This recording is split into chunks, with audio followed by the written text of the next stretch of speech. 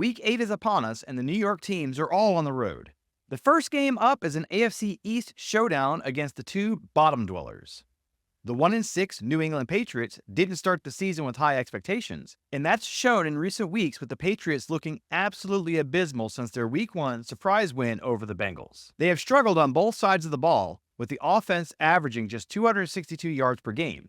Only the Browns and the Titans are worse this year. The struggles start with one of the worst offensive lines in the league, where New England quarterbacks have been sacked 25 times and are under constant duress when they aren't being sacked. That impacts the running game, where teams have stacked the box most of the year to slow down promising third-year back Rhamondre Stevenson, since they don't really fear the passing game. The Patriots recently switched to first-round pick Drake Maye to see what he can do to spark the offense, but it hasn't really translated to wins. Maye has played well enough, throwing 5 touchdown passes and just 2 interceptions, but teams are still bottling up the run game, while the defense has been giving up an average of 25 points per game, while allowing 32 points to the hapless Jaguars last week in London. That effort led to head coach Jerod Mayo calling his players soft, which then led to former coach turned analyst Bill Belichick calling Mayo out. Needless to say, we're a long way from the Tom Brady years in New England. While the Patriots may have given up on their season already, the Jets are currently flailing in desperation to keep their playoff hopes alive. They have pulled every major lever they could think of outside of the one they should be pulling.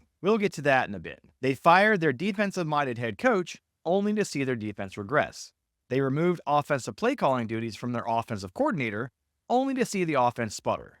They traded for Davante Adams, who apparently is now the locker room leader. Did they not have one of those before?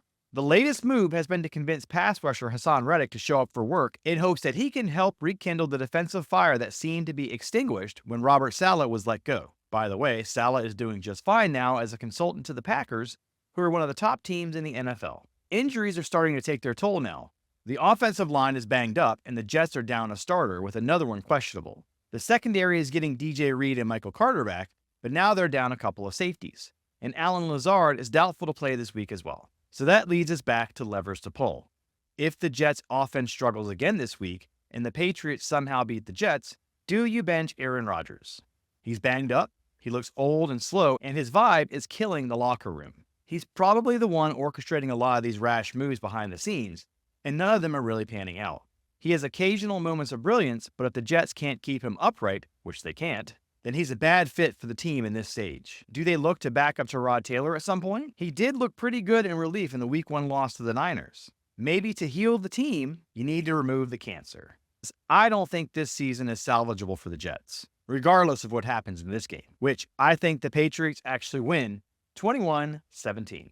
The 5-2 Buffalo Bills make a trip across the country to face the 4-3 Seattle Seahawks on Sunday at 4 p.m. Eastern. The Seahawks ended a recent 3-game losing streak by easily handling the Atlanta Falcons on the road and currently are leading a surprisingly crowded NFC West.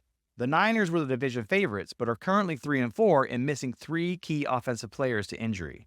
The Cardinals are somehow 3-4 as well, as are the Rams, who just got an infusion of talent back with the returns of Cooper Kupp and Puka Nacua. It's really hard to figure out how good any of the NFC West teams are due to an assortment of key injuries, and now the Seahawks are dealing with one in the form of star receiver DK Metcalf. Metcalf is listed as doubtful with an MCL sprain, but you may as well consider him as out. I can't see the Seahawks risking a longer-term injury by trotting him out there this week. However, the Seahawks have some depth at wide receiver with second-year Jackson Smith-Njigba and Tyler Lockett, as well as surprising tight end Noah Fant. They also have a solid running game with a combination of Kenneth Walker and Zach Charbonnet, but this Seattle team likes to air it out, passing for a league-leading 270 yards per game.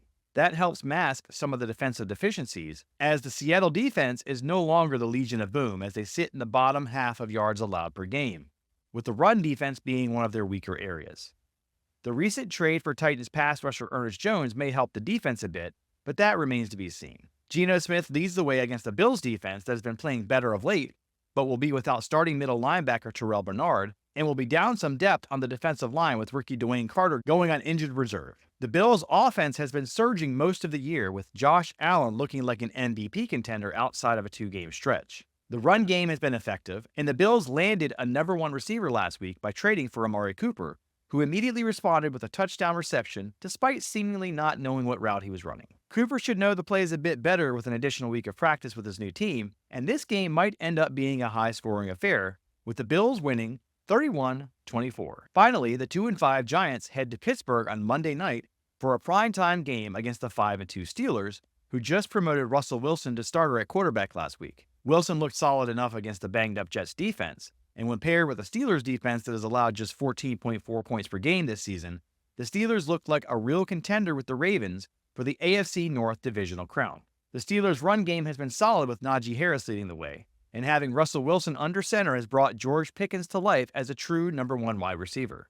On the other side of the ball, TJ Watt will be licking his chops staring at a New York offensive line that has just lost starting left tackle Andrew Thomas to injured reserve and has been 4th worst in sacks allowed. Starting right tackle Jermaine Illuminor is also banged up a bit, so first-round pick Evan Neal might get another chance to show he's not a bust. Given the Giants don't have a quarterback who can throw the deep ball effectively, it may be for the best that he doesn't have time to let deep routes develop. Maybe the Giants can eliminate those plays in the playbook and stick with a short passing game that acts more like a modified run game and let Daniel Jones grind out some yards with his legs. Unfortunately, that's pretty much what the Giants have already been doing this season with limited success. The fact of the matter is that until the Giants truly fix the offensive line, no quarterback will have much success, particularly one with a limited skill set.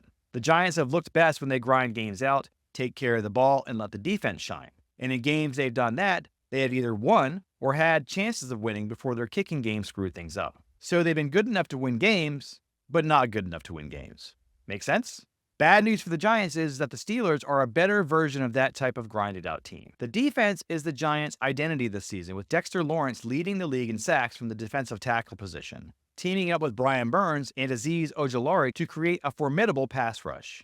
But Lawrence might be out this week, and Burns is also banged up. The secondary has been banged up, with Drew Phillips and Adoree Jackson both missing time this year. Both should play this week, but now the Giants have a concern with second-year starter Deonte Banks seemingly mailing it in on defense at times. The team said they addressed the issue in-house, but this is the second time this season that Banks has been called out for his effort.